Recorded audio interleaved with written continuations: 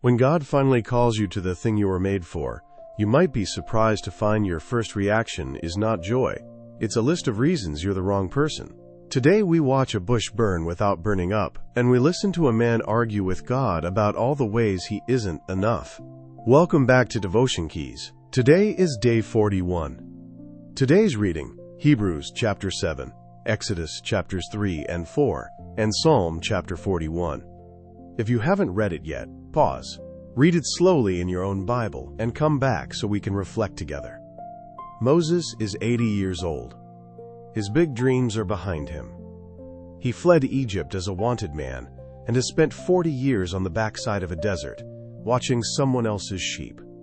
And there, in the middle of the most ordinary day of an ordinary life, a bush catches fire and does not burn up. God gets his attention not with lightning over a palace, but with a flame in the wilderness where no one is watching. Hold on to that. God often shows up in the season you assumed your usefulness was over. And then God calls him to go back to the very country that wanted him dead, and confront Pharaoh and listen to Moses. He doesn't say yes. He says, "Who am I that I should go?" And God's answer is stunning, because he does not argue about who Moses is. He simply says, "I will be with you."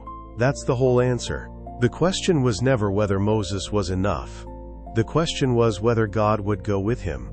And then Moses asks the deepest question in the passage, "When they ask me your name, what do I say?" And God gives the name that holds up the entire Bible. I-A-M-W-H-O-I-A-M.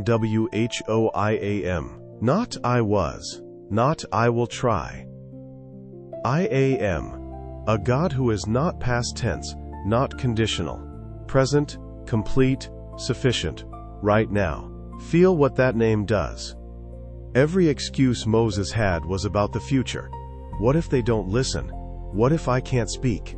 And God answers all of it with a present tense name. Whatever you walk into, I will already be there, being everything you need. But Moses keeps going. I'm not eloquent, I'm slow of speech. And here is the tenderness. God doesn't scold him for being weak.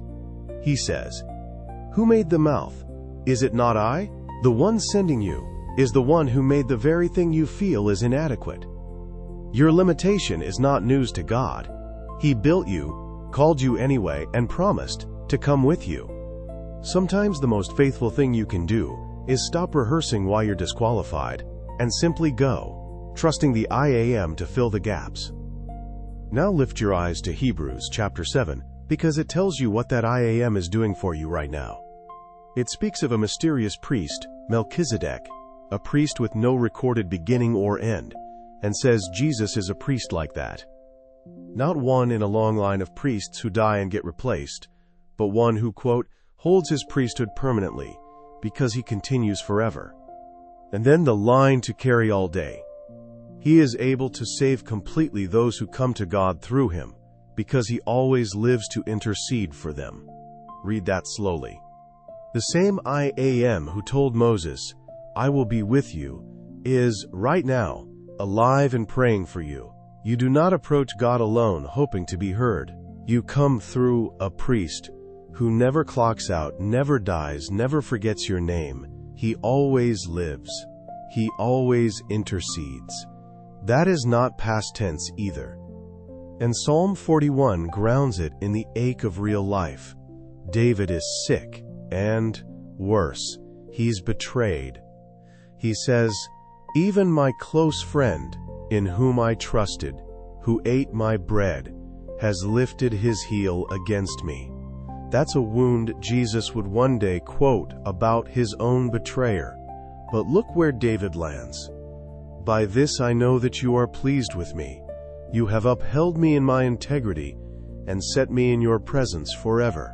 Betrayed by a friend, but upheld by God, set in his presence forever. When the human "I'll be with you" fails, the divine I-A-M does not. So here's what today leaves in your hands. Maybe God is nudging you towards something, and your whole body is answering with excuses. I'm too old, too late, too limited, too unqualified, too wounded by what people did to me. Hear the bush today? God is not asking whether you are enough. He never was.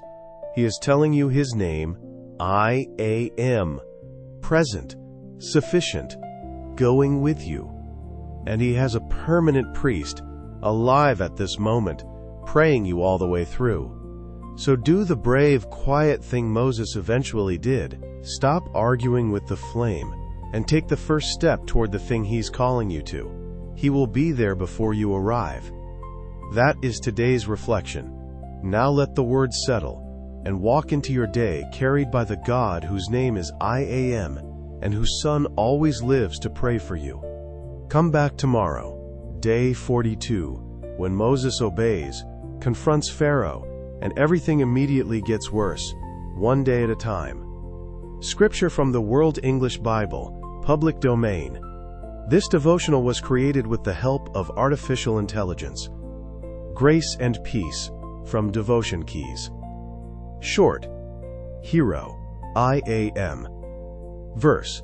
God said to Moses, I am WHOIAM.